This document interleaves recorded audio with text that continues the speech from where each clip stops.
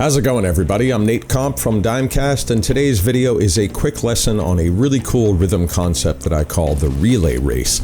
So let's get right into it. Every time you play through a full measure of beats, it's kind of like running one lap around a track. So the idea of the relay race is this. For every consecutive lap, you want to hand off the baton to the next runner. In musical terms, we're going to do that by taking a single rhythmic accent and then displacing its location in each consecutive measure. Okay, so let me play you a basic version of the relay race using a good old G major chord. Okay, so here's what it sounds like. 1, 2, 3, 4. 1, 2, 3, 4. And 2, 3, 4. 1, 2, 3, 4. And 4. 1, 2, and 3, 4. 1, 2, 3, and 1, 2, and 3, and 4. And 1, 2, 3, and 4, and 1. Okay.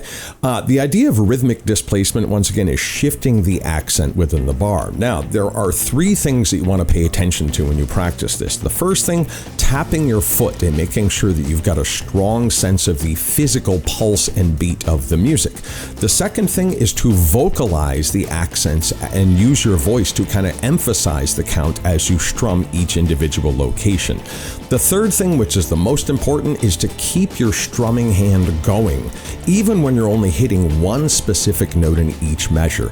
This is what I often call ghost-strumming. It's the idea of keeping the motion of the strumming hand going for all of the counts in the measure, even when you're only strumming a single accent. Okay, let me play the entire relay race again using an A minor chord this time.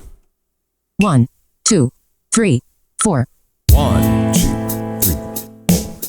And 3 and 4 and 1, 2, 3 and 4, 1, and 1, 2 and 3 and 4, 1, 2 and 1, 2 and 3 and 4, 1, 2 and 3 and 4, and 2 and 3 and 4 and 1.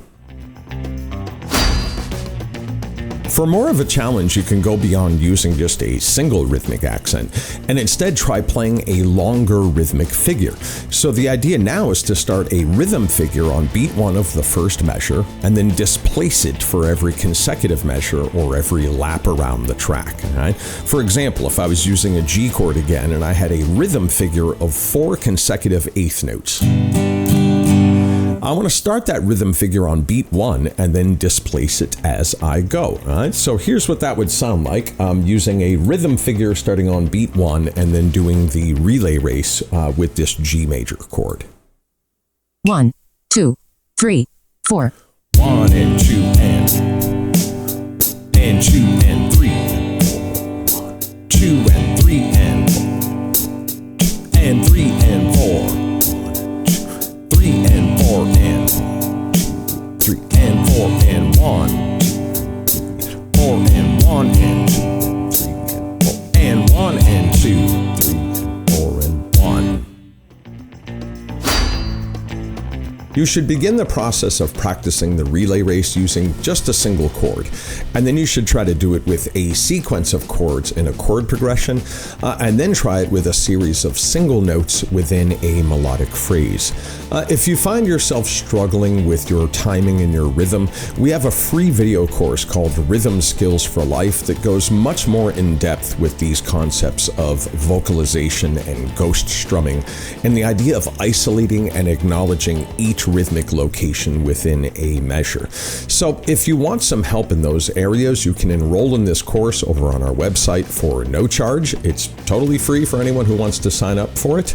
If you have any questions or comments, go ahead and leave those below, and I'll see you next time.